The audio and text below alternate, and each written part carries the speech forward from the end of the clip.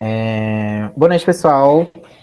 Hoje eu vou fazer minha apresentação que se chama Indicando Bioindicadores, que eu vou falar um pouco sobre algumas espécies bioindicadores que existem no mundo. Meu nome é Guilherme, né? Ou muitos me conhecem como Jimmy. Eu sou da turma 019 de Gestão e Análise Ambiental e estou no PET desde agosto de 2022. Mas aí, tipo, eu vou falar sobre bioindicadores, mas o que são, né? Espécies bioindicadores, bioindicadoras, no caso. Por definição, elas são alguns organismos que refletem as condições do ambiente em que elas vivem. E pode ser plantas, pode ser animais, pode ser bactérias. E vou dar agora alguns exemplos de algumas espécies. Vou passar por várias espécies, assim, não vou falar de todas, né? Porque é muito difícil falar de todas no período que a gente tem, mas vou falar de algumas. Vou começar por essa bactéria, que é uma bactéria que ela vai indicar a presença de alguns compostos fecais em corpos hídricos. Então, ela é muito utilizada como indicador de qualidade de água, porque quando as pessoas vão fazer tratamento de água ou vão fazer um monitoramento de um corpo hídrico, eles veem se tiver muita presença dessa bactéria, quer dizer que aquele corpo hídrico está com muita presença de compostos fecais, então quer dizer que a qualidade dele não está boa. Outra bioindicador é a copper flower, que é uma planta que ela vai suportar quantidades altas de cobre no solo. Então, eu tirei de um artigo, né? Essa imagem, que ele está estudando um pouco sobre uma terra na África, acho que é na Zimbábue, se não me engano. E existia muito dessa planta, dessa copper flower, nesse lugar. E depois eles foram estudar, né? Que tipo, só tinha basicamente ela, tinha algumas outras vegetações, e viram que tipo, tinha muito cobre naquele lugar. E aí eles viram que essa planta ela acaba suportando muitas quantidades, né? Que nem está na descrição. E ela foi utilizada como indicador de mineral do solo. Que eles viram que se tiver um pouco dessa planta em alguns lugares assim, deve ser que naquele lugar pode estar com altas tendências de solo, porque ela acaba suportando, enquanto outras plantas assim acabam já morrendo. Então tem que ser tratado aquele solo. Outro animal é esse roedorzinho muito fofinho, que chama pica americana. Eles vivem em ambientes montanhosos e frios, né? Porque como são ambientes muito altos, né? As montanhas, ele acaba sendo muito frio e eles são muito sensíveis à mudança de temperatura. Porque eles precisam estar nessa temperatura mais fria e isso acaba com que eles vivem só realmente em montanhas pela temperatura. Então, ela é usada como um indicador de mudanças climáticas, porque a partir do momento que esses organismos acabam desaparecendo, né, quer dizer que a temperatura está aumentando muito e afetando, né, a vida dele. E isso é muito importante das espécies de bioindicadoras, porque tanto a presença como a ausência, ela pode indicar algo. No caso, a ausência da pica americana num ambiente quer dizer que aquele ambiente está ficando muito mais quente do que ele deveria ser. Enquanto, por exemplo, a presença de copper flower quer dizer que tem muito cobre naquele solo.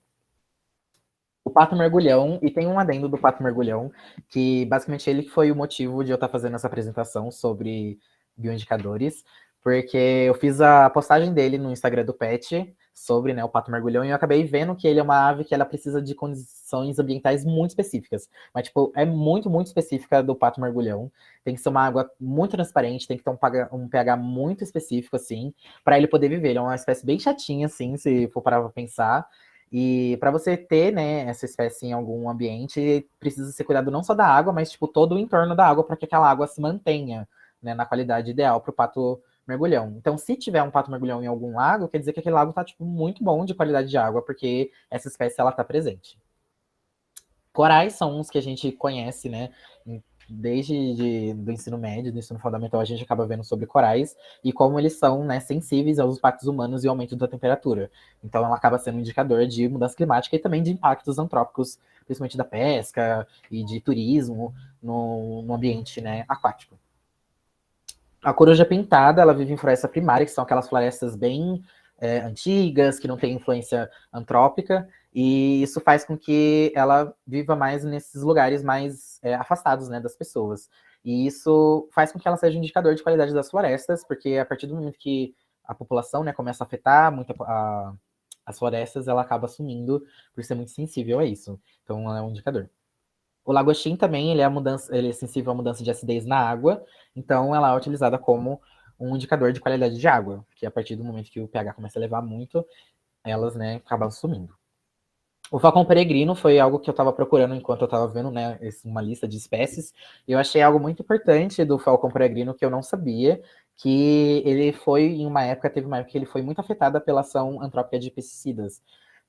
por ele ser, né, uma espécie, né, de topo, ele acaba consumindo vários animais, e esses animais acabavam consumindo outros animais e plantas que recebiam, né, esse pesticida.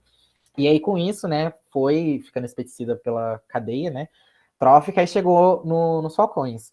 E esse pesticida, ele afetava no cálcio do organismo dos falcões, e isso afetava no ovo que eles botavam. Então, o ovo que as fêmeas, né, botavam era um ovo muito frágil e muito fino. Então, acabava que eles não conseguiam ter, né, os filhos por um período de tempo, porque o ovo era muito frágil.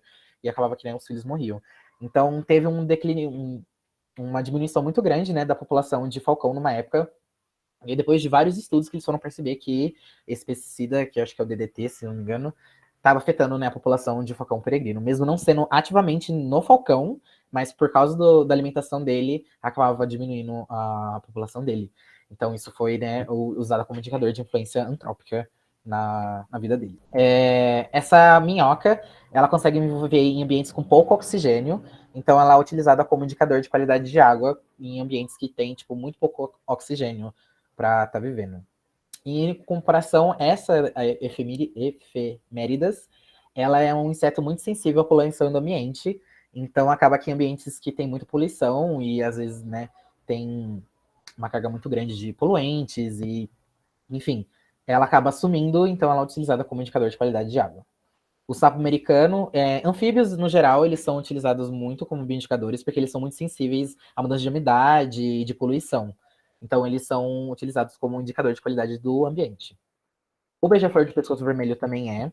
E vários pássaros, agora a gente está tendo vários estudos sobre que o ciclo deles, né, de reprodução, de migração, ele está sendo afetado muito pelas mudanças climáticas. Então, o beija-flor do pescoço vermelho ele está sendo monitorado como um indicador de mudanças climáticas. O tordo americano também é a mesma forma, mas o tordo ele tem um ponto específico, porque o tordo ele é muito generalista, mas mesmo essas espécies muito generalistas, né, então ela vive em vários lugares, elas estão sendo afetadas pelas mudanças climáticas. Então está mostrando também um impacto, né, tão grande das mudanças climáticas em espécies, que até espécies que tipo vivem em vários lugares, elas já estão sendo afetadas. O caracol do pântano, eles vivem no pântano e são muito sensíveis à poluição, então ele é utilizado como indicador de qualidade de ambiente. E esse caracol ele acaba sendo levado pela água, então ele acaba não ficando nesse tipo de planta, ele vai sendo levado assim, mas como ele vive muito tempo na água, né, por ele ser muito pequeno e muito movível, ele acaba, né, sendo sensível a essa poluição, por ele estar sentindo muito tempo na água. As salamandras, como eu falei dos sapos, também tem a pele sensível à poluição e à seca, então é utilizada como indicador de qualidade de ambiente e também de mudanças climáticas.